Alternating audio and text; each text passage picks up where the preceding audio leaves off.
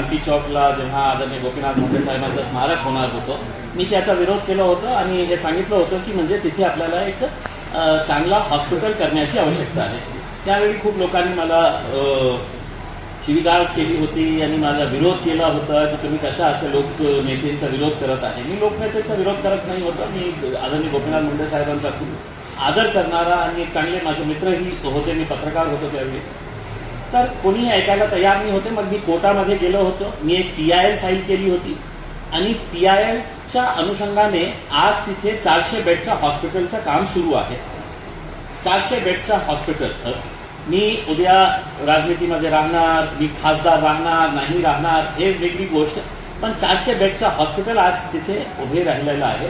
आणि त्याचवेळी मी सरकारला पत्र लिहिले होते की तुम्ही आता या हॉस्पिटलचं नाव गोपीनाथ मुंडे साहेबांच्या नावाने ठेवा. तरी सुद्धा इतकं मोठा हॉस्पिटल होऊनही सुद्धा आपल्याला माहीत आहे की आज औरंगाबाद शहरामध्ये जिल्ह्यामध्ये ज्या हॉस्पिटलची काय परिस्थिती आहे. माझा एक वेगळा PIL हायकोर्टमध्ये सुरू आहे की कसं आपल्याकडे इक्विपमेंट्स नाही आहे, बिल्डिंग्स आहे तर डॉक्टर्स नाही आहे, आणि हे सगळ्या जिल्ह्याच्या बाबतीत मी कोर्टाला सांगून दिलेले आहे, विथ एव्हिडन्स सांगून दिलेले आहे. आणि मी धन्यवाद देतो औरंगाबाद बेंच ऑफ हायकोर्टचा आणि विशेषतः जस्टिस घुगे साहेबांचा की त्यांनी इतकं प्रोएक्टिव्हली पॉझिटिव्हली हे केलेले आहे, जे निर्णय दिलेले आहे की आता सरकारवर बंधनकारक झालेला आहे की आपल्याला रिक्रुटमेंट ही एक फिक्स टाइम फ्रेममध्ये करायची आहे. जे हॉस्पिटल्स बंद पडलेले आहे, उदाहरण म्हणजे कुंजखेड्याचं एक हॉस्पिटल, किती वर्षापासून एक मोठी बिल्डिंग उभी होती, तिथे डॉक्टर्सही नाही होते. मग मी हे मुद्दा जेव्हा उचलला तर कोर्टाने डेट दिलं की 15 ऑगस्टपर्यंत आम्हाला ते हॉस्पिटल सुरू व्हायला पाहिजे. आता मी जेव्हा निधी पांडे मॅडम होते कलेक्टर, त्यावेळी मी एक सांगितलं होतं की शागनचं जे एरिया आहे, आपल्याला सगळ्यांना माहीत आहे की शागनची भाजी मंडी जे आहे, भाजी मार्केट, तिथे एक घाटी हॉस्पिटलचा एक सेंटर चालतो. ते फक्त OPD साठी आहे. खूप प्राईम लोकेशन आहे त्याचा. आणि प्राईम लोकेशन असल्यावर मला असं हे वाटायचं की आज आपण कुणीतरी एक सिक्रेट कॅमेरा घेऊन आपण कोणी एका महिलाला तुम्ही घाटी हॉस्पिटलच्या मॅटर्निटी वॉर्डमध्ये कुणाला पाठवले, कोणी एका महिलेला, तर तुम्हाला कळेल की जे हॉस्पिटलमध्ये डिलिव्हरीसाठी येतं तर सिझेरियन ऑपरेशन आहे तर 2 दिवसामध्ये तिला मतलब जमिनीवर टाकण्यात येतं, कारण बेड्सच अवेलेबल नाही आहे. याचा कसूर काय आहे की ती गरीब आहे. मतलब नियमाप्रमाणे कमीत कमी 4 ते 5 दिवस एक सिझेरियन ऑपरेशनची महिलेला आपल्याला बेड द्यावंच लागतं, पण बेडच अवेलेबल नाही आहे. तर हे करेक्ट. मग मी काय केलं होतं, मी त्यावेळचे आपले अस्तिकुमार पांडे साहेब, मी त्यांना विनंती केली होती की आपण शागनचं जे हॉस्पिटल आहे ते शागनचं हॉस्पिटल आपण मोठं करू. आम्ही स्वतः जाऊन तिथे सगळे टीम्स घेऊन गेले होतो. घाटीचे डीन त्यामध्ये होते, PWDचे अधिकारी त्याच्यामध्ये होते, आणि आम्ही ते जे हॉस्पिटलची बिल्डिंग आहे, किती लँड आहे ते सर्वे करण्यासाठी गेलो होतो. त्याच्या शेजारीच महानगरपालिकेची जागा होती आणि ते जागा म्हणजे अतिक्रमण होत होता, त्याचा काहीही उपयोग नाही होता. तर मी अस्तिकुमार पांडे साहेब जेव्हा हे होते कमिशनर, की मी त्यांना विनंती केली होती, साहेब हे जे आहे हे जागेचा तुम्ही काहीही उपयोग करत नाही, तिथे एन्क्रोचमेंट होत आहे, तिथे लोक त्याचा ज्याप्रमाणे त्यांना उपयोग करायचा आहे ते जागा टॉयलेटसाठीही उपलब्ध करून देण्यात आली होती. मग अस्तिकुमार पांडे साहेबांनी मान्य केलं होतं आणि ती जागा पण ते हॉस्पिटलला, घाटी हॉस्पिटलला देण्याचा त्यांनी निर्णय केला होता. मग आमच्याकडे खूप एक मोठी जागा उपलब्ध झाली. मग मी स्वतः त्यावेळचे आपले मेडिकल सेक्रेटरी आहे त्यांना भेटलो होतो. मी गिरीश महाजन साहेबांना भेटलो होतो. मग मी चीफ सेक्रेटरीला भेटलो होतो आणि त्यांना हे समजावून सांगितलं होतं की अशी अशी परिस्थिती आहे, आणि विथ फोटोग्राफिक एव्हिडन्स त्यांना सांगितलं होतं की आपल्याला हे जागा उपलब्ध आहे, आपण हे हॉस्पिटलसाठी हे त्यांनी ओरली अप्रुव्हल दिलं होतं. मग PWD कडून आम्ही सगळं त्याचं प्लॅनिंग केली, सगळं तयार केलं. आणि मला आज आनंद आहे हे सांगण्यासाठी की फक्त एक लहानसा माझा प्रयत्न होता तर 400 बेडचं हॉस्पिटल आपण क्रांती चौकला आपण ते बांधत आहे. आणि शागन्समध्ये आता ते सगळं प्लॅनिंग झालेली आहे, ते मुंबईमध्ये पोहोचण्यात आलेलं आहे. आपल्याला आपले फायनान्स मिनिस्टर साहेबांनी शब्द दिलेले आहे की याच्यासाठी ते फंड अवेलेबल करून देणार आहे. तर एक खूप मोठी एक चांगली एक हे वुमेन अँड चाइल्ड म्हणजे इथे फक्त डिलिव्हरीसाठी आणि बच्चों के लिए तो बहुत अच्छे तरीके से इसको प्लानिंग किया गया है. तो मुझे जाती तौर के ऊपर इस बात की खुशी है कि लोग स्मारक बनाने के लिए लड़ते हैं, लोग बोलते हैं कि हमको पुतले बनाने के लिए है तो सरकारी पैसा दो करके, और महानगर पालिका के करोड़ों रुपये इसके अंदर बर्बाद हुए थे. मैं महापुरुषों का विरोध नहीं करता हूँ, लेकिन अगर मुझे किसी का पुतला बनाना है तो इम्तियाज अपनी जेब खाली करेगा और उसमें से जितना होता है उतना देगा और बाकी लोगों से जमा करेगा, लोक वर्गनी से. लेकिन सरकार का पैसा अस्पताल बनाया जाए, स्कूल बनाया जाए, ये इसके लिए काम के लिए इस्तेमाल किया जाएगा. तो हमें उम्मीद है कि ये वैसे ही फंड सैंक्शन होता है इसका, जिसके लिए मैं जाती तौर के ऊपर कंटिन्यूस फॉलोअप लगा हुआ हूँ. तो हम एक 2 से ढाई महीने के अंदर इसका हम एक्चुअली काम शुरू करने के पोजीशन के अंदर हम आ गए थे.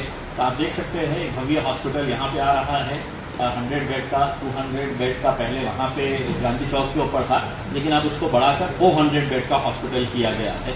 तो आगे चलकर आपको खुद समझ में आएगा कि औरंगाबाद के अंदर कितने गरीब लोगों को इसका फायदा होगा. So this is the positive, ये जो है एक अच्छी चीज है. जमीन कितनी है जी सर? जमीन कितनी है? देखिए जमीन जो है 3000, नहीं ये 100 बेड का हॉस्पिटल, ये 100 बेड का हॉस्पिटल रहेगा. और इसकी टोटल जगह दोनों मिला के जो महानगर पालिका की थी, और मतलब देखिए अगर महानगर पालिका अगर इसके अंदर पॉजिटिवली अगर काम नहीं करी होती, हमको सपोर्ट नहीं करी होती, तो ये हॉस्पिटल बनना बिल्कुल ही नामुमकिन था, क्योंकि बहुत छोटी सी जगह थी, उसके अंदर हम कर नहीं पाए होते उसमें. तो अब ये जो है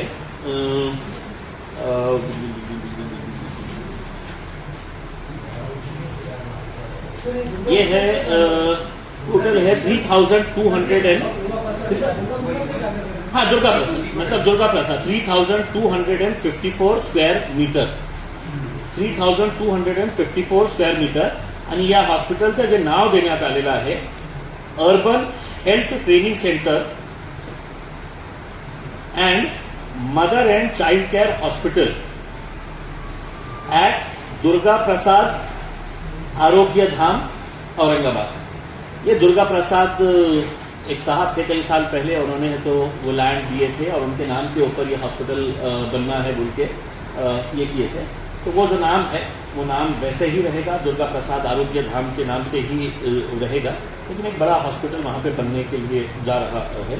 तो ये एक पॉझिटिव्ह न्यूज थी. त्यांची अकाउंटेबिलिटी आहे. जेव्हा हाउस इन प्रोग्रेस रहता है, जब लोकसभा राज्यसभा चलते रहता है, तो कोई minister without addressing the house वो डायरेक्ट जाके है तो मीडिया से बात नहीं कर सकता. बाकी दूसरे दिनों में कर सकते हैं. मोदी जी ने गेट के सामने खड़े रह के मीडिया से अपना दुख दर्द नाटक जितना भी करना था कि दर्द पीड़ा कैसी हुई है उनको, तो वो पूरा कर दिए है. लेकिन पिछले इतने दिनों से पार्लियामेंट एक भी दिन नहीं चल रहा है, हमको बोलने का मौका नहीं दिया जा रहा है. सिर्फ मंत्री आते हैं, कोई तो भी एक बिल लेके आते हैं, उनके पूरे एमपीज को जमा किया जाता है और वॉइस वोट के ऊपर चला होयचं बहुमत, नाहीचं बहुमत, हाँ होयचं बहुमत, झाले करते. म्हणजे इतने इंपॉर्टेंट बिल्स. अब जैसा आपने सुने होंगे अमित शाह साहब भाषण दे रहे थे 2-2.5 घंटे के करीब है, तो कि मोदी जी ने और देश में हमने कितना अच्छा काम किए करके. बिल कोणता होता? कॉपरेटिव्हचा होता. म्हणजे मी इतकं प्रयत्न केले की ते मला संधी देतील, तर मी हे आदर्शचे जे डिपॉझिटर्स आहे त्यांचा काय हाल होत आहे, मलकापूरचे डिपॉझिटर्स आहे त्यांचा काय हाल होत आहे, हे पतसंस्थामध्ये आणि कॉपरेटिव्ह बँक्समध्ये कसा फ्रॉड चाललेला आहे हे मी बोललो असतं, पण नाही आम्हाला बोलण्याचा संधीच दिली नाही. फक्त बिल आणायचे, हे व्हॉइस वोटच्या आधारावर पास करून घ्यायचं. तर हे मला वाटतं की खूप चुकीचं आहे. मोदी साहेबांनी मोठापणा दाखवायचं. मणिपूर हे देशाचा आहे, हिस्सा आहे, आणि त्यांनी उद्या येऊन पार्लमेंटमध्ये सांगावं की नाही जे झालेलं आहे ते चुकीचं आहे, आम्ही कठोर कारवाई घेणार. जे लोक जे मरण पावलेले आहे, ज्यांची हत्या करण्यात आलेली आहे, जे चर्चेस जाळण्यात आलेलं आहे, आम्ही पुन्हा बांधून देऊ. अरे तुम्ही प्राईम मिनिस्टर माझेही आहे ना, तुम्ही असं कसं समजतो की मी फक्त भारतीय जनता पार्टीचा आणि विश्व हिंदू परिषदचा बजरंग दलचा मी प्राईम मिनिस्टर आहे, माझेही पंतप्रधान आहे. आणि काय चूक आहे आमची की साहेब तुम्ही या एक स्टेटमेंट तरी करा की इतक्या दिवसापासून इतक्या महिन्यापासून हे सगळं आगजनी आणि हे सुरू आहे, व्हायलन्स सुरू आहे मणिपूरमध्ये. याच्या बाबतीत सरकारने हे कठोर कारवाई आतापर्यंत केलेली आहे. इतके लोकांचं नुकसान झालेलं आहे. हे प्राईम मिनिस्टरकडून आमची अपेक्षा असते. मग तुम्ही विदेशात जाऊन इतकं मोठे गाजाबाजा करता, मोठं बडबड करता की देश ये वो आणि भक्त त्यालाही म्हणतात.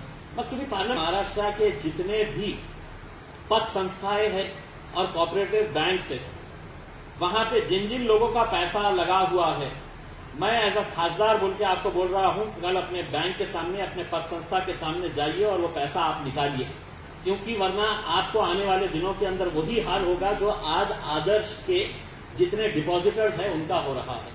और मैं इसलिए कह रहा हूं कि अगर किसी के 25 लाख रुपये किसी सरकारी बैंक के अंदर रखे हुए हैं और अगर वो बैंक का डायरेक्टर और चेयरमैन वो पैसा लेके गायब हो जाते हैं, तो आरबीआई ने कहा है कि हम सिर्फ 5 लाख रुपये आपको इनिशियल है तो आपका देंगे करके, और बाकी के लिए है तो आप हमारे पास है तो चप्पलें घिसते रहना करके.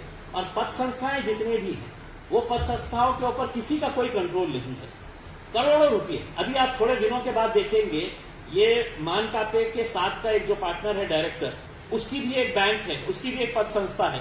आप 8 दिन के अंदर देखिए, 8 दिन के अंदर ये पूरे लोग जो है वो दोबारा उनको सड़क के ऊपर आना पड़ेगा. किसी के है तो 5 लाख रुपये है, उन्हें गए तो दे रहा है 17,000 रुपये ले ले, बोला 17,000 ले ले, अभी मैं देता, बाद में देता है. म्हणजे हे कधीपर्यंत चालणार आहे.